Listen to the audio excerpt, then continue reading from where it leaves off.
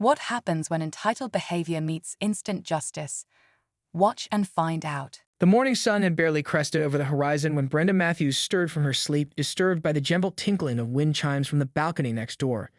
She sat up with a scowl, her sleep mask pushed up into her perfectly highlighted blonde asymmetrical bob, a hairstyle she specifically requested from her stylist because it spoke to her dynamic personality. Unbelievable, she muttered, checking her watch. It was 7:03 a.m., 3 minutes past the building's official noise ordinance start time. Brenda kept meticulous track of such details.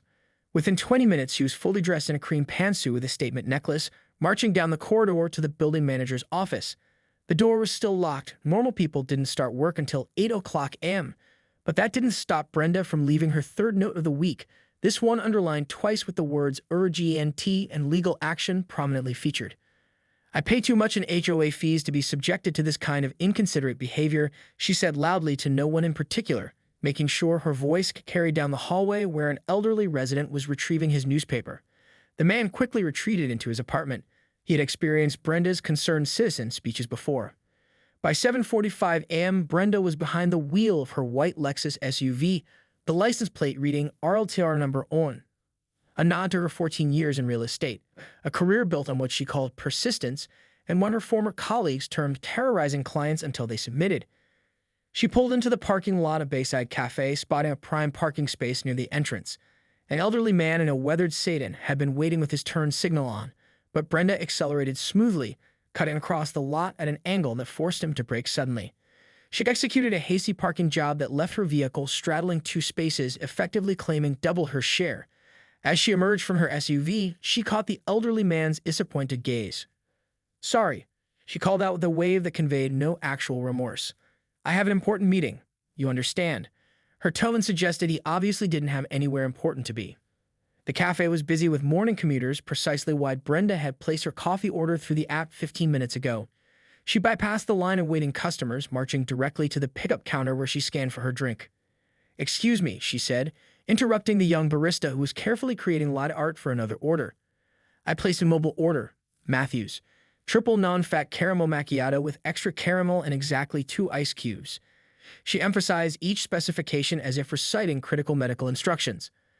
The barista, her name-tag read Zoe with a small heart dotting the I, looked up with an apologetic smile. "Yes, ma'am. I'm just finishing these orders ahead of yours. Your drink will be ready in about 2 minutes. Brenda's perfectly penciled eyebrows shot up. "I ordered 15 minutes ago specifically to avoid waiting. The app said it would be ready now." "I'm sorry about that," Zoe explained, maintaining her professional demeanor despite Brenda's rising volume. "We had a small backup with the espresso machine, but we're catching up quickly." When her drink finally arrived 3 minutes later, Brenda took one sip and immediately grimaced. "This is scalding hot. I can't drink this. I specifically asked for 2 ice cubes to make it immediately drinkable." "I did add the ice cubes, ma'am, but—" "No, you clearly didn't, or it wouldn't be burning my mouth. I need to speak to your manager." Now, Brenda's voice had reached a volume that turned heads throughout the cafe. What Brenda failed to notice was the young woman at the corner table, casually pointing her phone in Brenda's direction. This was Maya Chen, the cafe owner's daughter and creator of the popular TikTok series entitled Encounters, with over 2 million followers who tuned in daily to watch precisely this type of interaction. Maya zoomed in slightly as Brenda's gestures became more animated, capturing the moment when Brenda dramatically placed her hand over her heart, claiming the customer trauma might require medical attention. The content gold Maya was capturing would soon make Brenda internet famous, just not in the way anyone would ever want to be. Brenda Matthews steered her Lexus into the Freshway Market parking lot at precisely 10:48 a.m., still fuming about her cafe experience.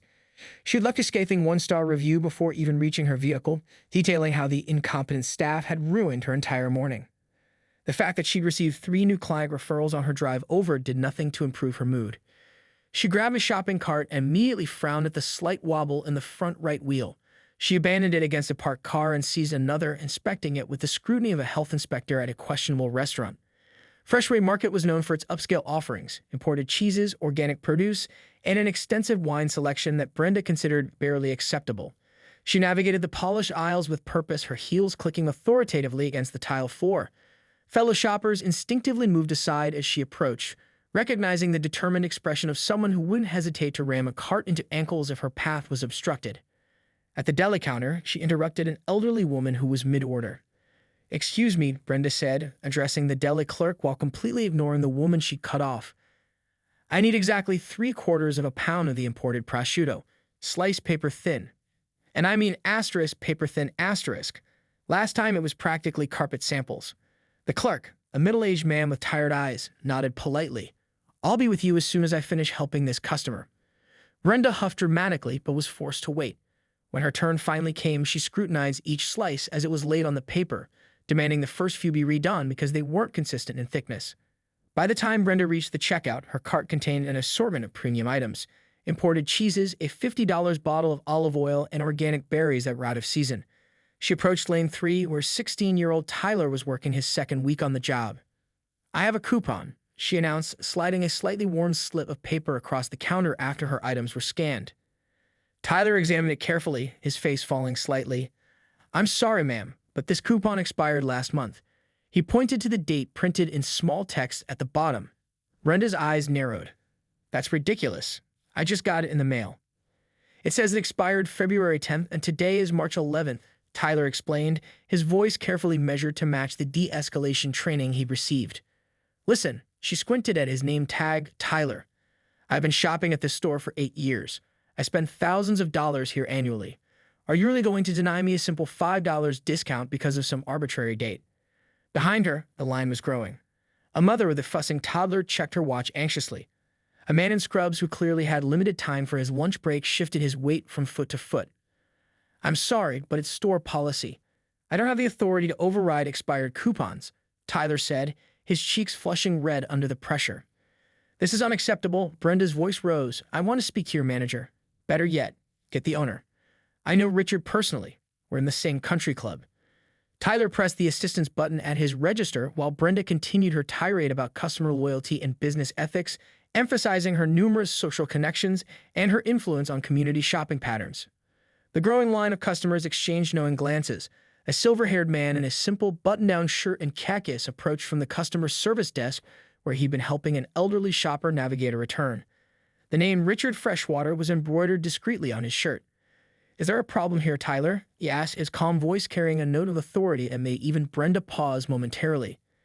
"This coupon is expired, Mr. Freshwater," and the customer. "I'm being denied a discount that I'm entitled to." Brenda interrupted. "Richard, this is ridiculous. We just discussed the new landscaping committee proposals of the club last month, and now your staff is treating me like a common coupon cheat." Richard studied her face carefully, recognition slowly dawning in his eyes, though not the kind Brenda expected. "Ms. Matthews, isn't it?" he said, his tone professional but notably cooler. "I believe we had this same conversation last week at Register 5, and the week before at the customer service desk." A hushed murmur rippled through the waiting customers. "I don't appreciate your insinuation," Brenda said, her voice slightly less certain. By early afternoon, Brenda Matthews had convinced herself that she was the victim of a conspiracy. First the cafe incident, then the humiliation at Freshway Market. Clearly the universe was testing her patience today.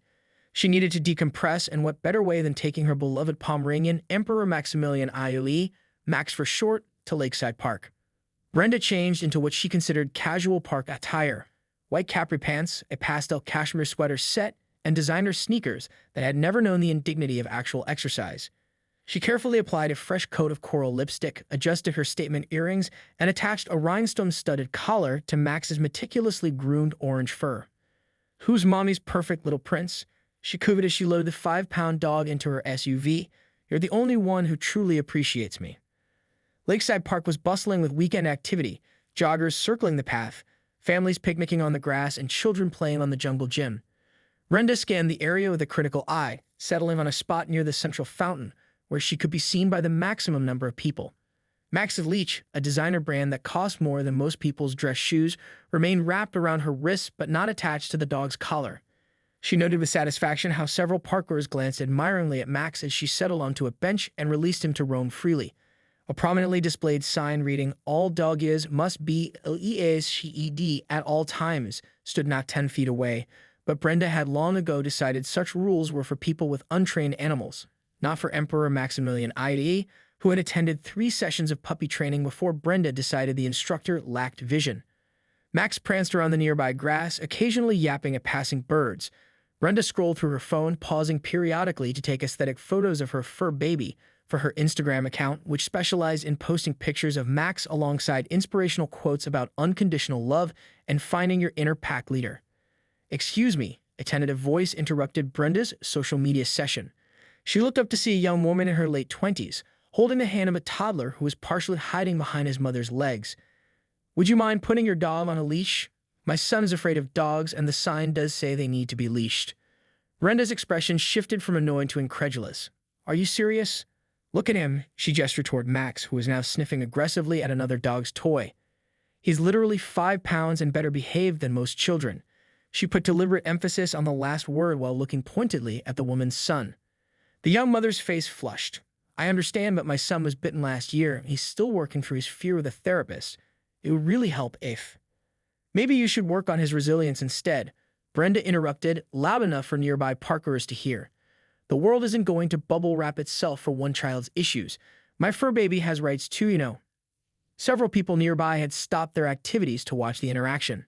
An elderly man on a neighboring bench shook his head disapprovingly. A teenage girl started recording discreetly on her phone. "This is a public park," Brenda continued, warming to her audience. "And frankly, I spend more on property taxes for this park than most people here combined. If anyone should be making the rules, it's—" Her monologue was abruptly cut short by a piercing yap as Max spotted a squirrel dart across the lawn toward a large oak tree. Before Brenda could react, the Pomeranian bolted after it with surprising speed for his stubby legs. "Max, no, come back to mommy," Brenda shrieked, jumping up from the bench. But Max was on a mission. The squirrel raced toward a muddy section near the park's irrigation system where a sprinkler had been leaking. The Pomeranian followed in hot pursuit, dragging Brenda's unattended white Prada handbag, which had been set on the ground beside her, directly into the mud puddle. The bag, which Brenda had specifically mentioned, was this season's limited edition to 3 separate strangers since arriving at the park, sank partially into the brown sludge. Inside was her wallet, phone, keys, and the designer sunglasses she just purchased after seeing them on a celebrity's Instagram. Gasps and poorly concealed snickers erupted from the onlookers as Brenda raced toward the scene, her pristine white Capras and designer sneakers now at serious risk. The young mother gently guided her son away, but not before quietly commenting, "Look, honey, that's what we call natural consequences." After the park fiasco, Brenda Matthews spent 2 hours at home attempting to salvage her mud-soaked Prada bag. The white leather was permanently stained despite her frantic Google searches for emergency designer purse rescue and a panicked call to the boutique where she purchased it. The sales associate had the audacity to suggest she consider it a patina that tells a story, a comment Brenda found so offensive she threatened to report the woman to corporate headquarters. By 7:15 p.m., Brenda had managed to restore her appearance with a shower, fresh makeup, and a burgundy cocktail dress that she considered understated elegance, but was in reality conspicuously formal for a Thursday evening.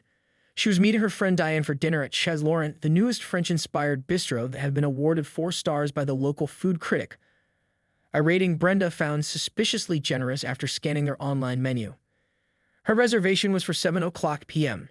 She'd specifically requested a window table with a view of the garden, emphasizing that she was a dedicated supporter of the local culinary scene and that she maintained an influential social media presence.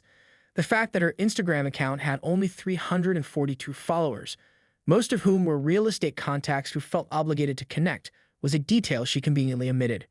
Brenda pulled into the parking lot at 7:22 p.m., tossing her keys to the valet with barely a glance.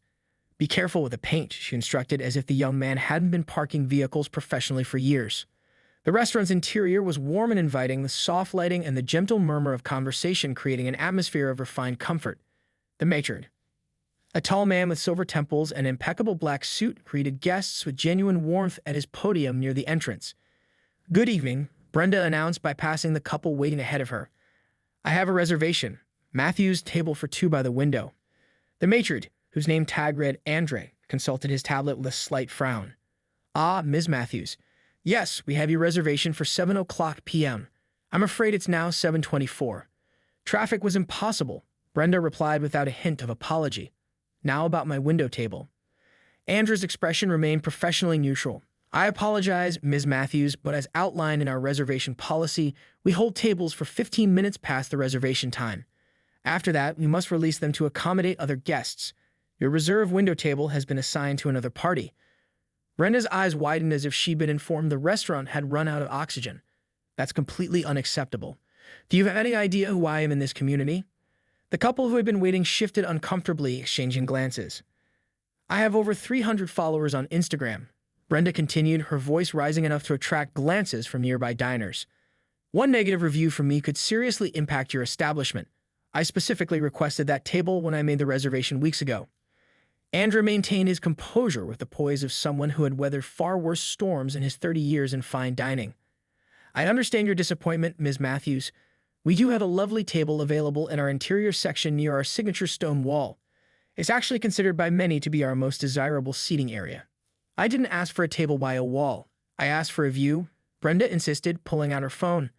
I'm going to start drafting my review right now. Reservations not honored, customer requests ignored. A few heads turned at nearby tables. An older couple who had been enjoying their creme brulee exchanged knowing looks. Perhaps I should speak with the owner, Brenda suggested, her tone implying a personal connection she didn't actually possess. I am the owner, Ms. Matthews, Andrew replied softly, as well as the maitre d'. I believe in maintaining a personal connection with our guests. This unexpected revelation briefly derailed Brenda's momentum, but she recovered quickly. Well, then you should understand the importance of customer satisfaction. I'm an influencer in the local dining scene. Andrew smiled politely. We value all our guests equally, Ms. Matthews. Now, would you prefer the table by our stone wall, or would you rather reschedule for another evening when a window table might be available?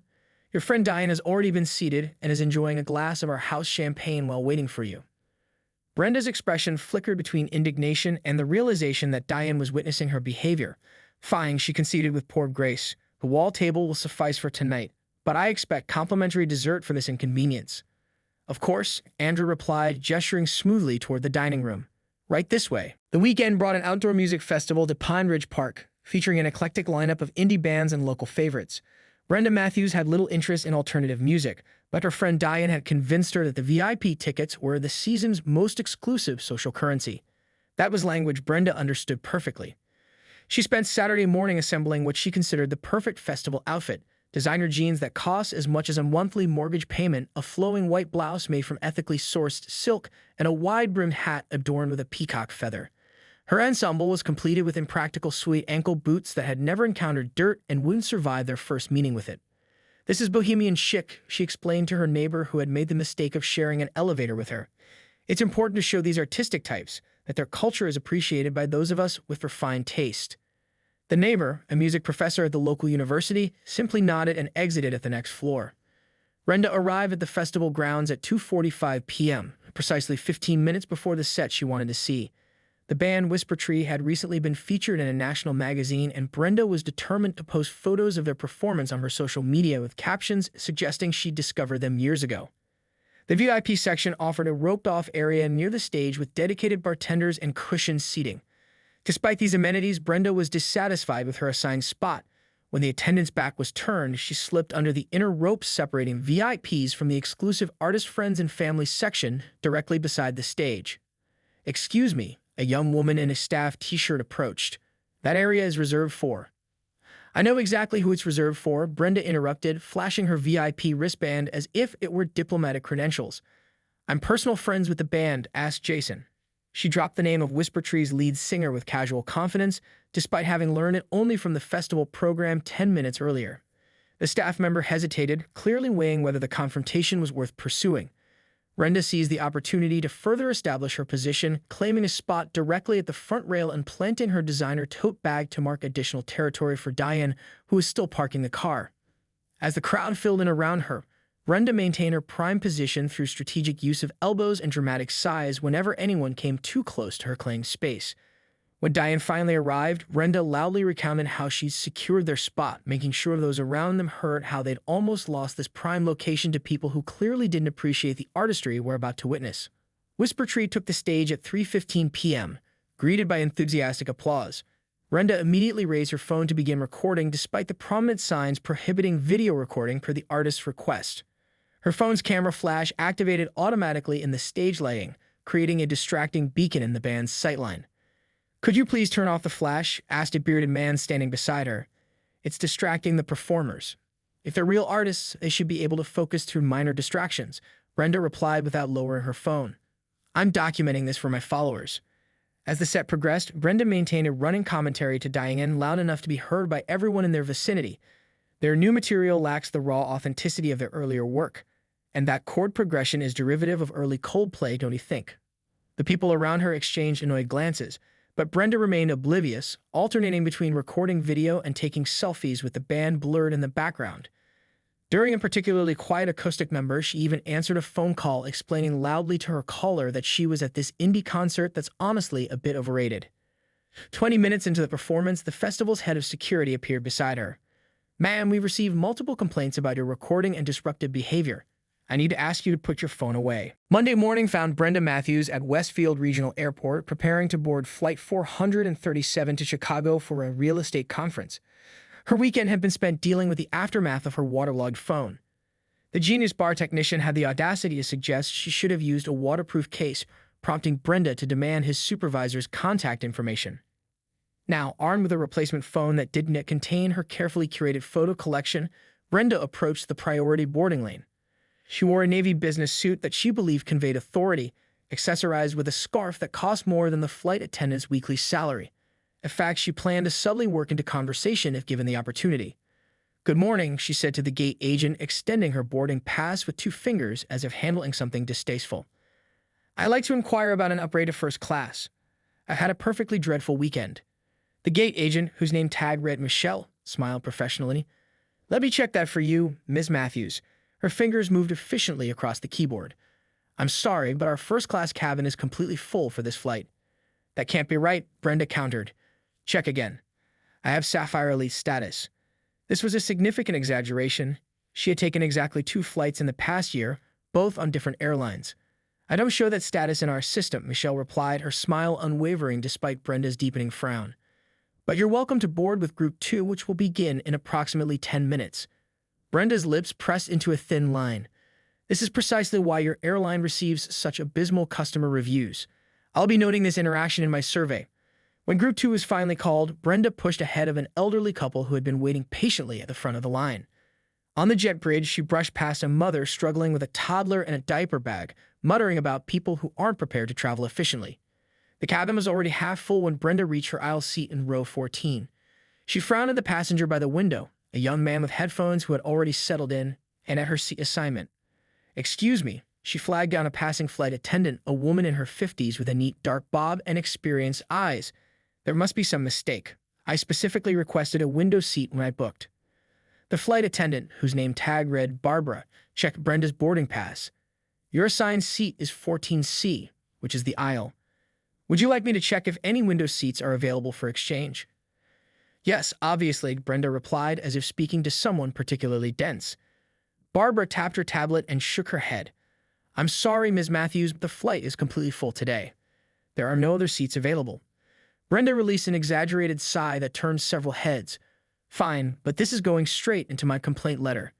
With poor grace, she squeezed into her assigned seat, immediately claiming both armrests and opening the overhead bin to stow her designer carry-on, a top leather weekender that was clearly over the size limit. "Ma'am," Barbara approached again, "your bag will need to go under the seat in front of you. The overhead bins are for larger items." "This bag is worth more than most people's monthly rent," Brenda objected. "It cannot go on the floor." "I understand, but regulations require."